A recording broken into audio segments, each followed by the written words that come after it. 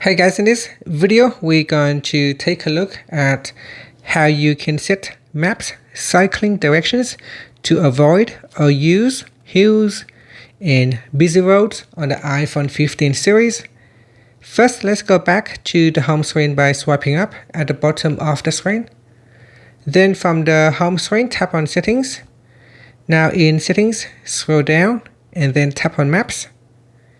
Next, we scroll down to the Directions section and then tap on Cycling.